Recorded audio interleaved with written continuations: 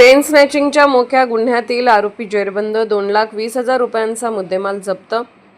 स्थानिक गुन्हे अन्वेषण शाखा सांगली आणि चेन स्नॅचिंग करणाऱ्या एका सराईत आरोपीस अटक करून एकूण 2,20,000 रुपयांचा मुद्देमाल जप्त केलाय।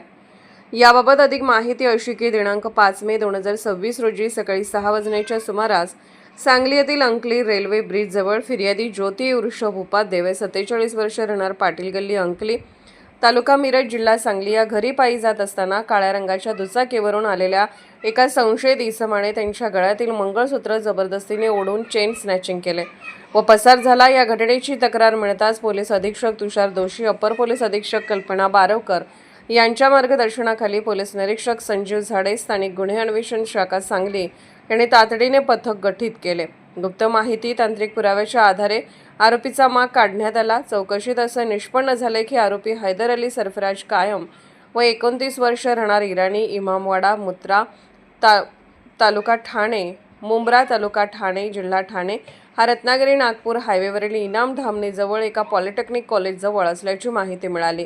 त्याला ताब्यात घेऊन चौकशी केली असता त्याने गुन्हा केल्याचे मान्य केले।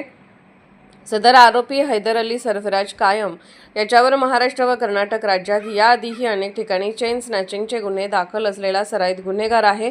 त्याच्या विरोधात सांगली ग्रामीण पोलीस ठाणे व बृहन्मुंबई पोलीस ठाणे येथे गुन्हे दाखल आहेत। सदरची कारवाई पथक पोलीस निरीक्षक संजीव झाडे यांच्या मार्गदर्शनाखाली सहाय्यक पोलीस निरीक्षक लहू थाटे यांच्यासह पोलीस अंमलदार सागर लवटे, अनिल कोळेकर, नागेश खरात, संदीप नलावडे, संदीप गुरव, उदयसिंह माळी, अमीरशाह फकीर, सतीश माने, अमर नरळे, सागर टिंगरे, मंत्रे ताराम खोत, दरिबा बंडगर, मच्छिंद्र बडे, महादेव नागणे, विक्रम खोत तसेच Vijay Pathankar, captain Gundwade, Ajay Patil cyber police ठाणे सांगली यांनी केली आहे।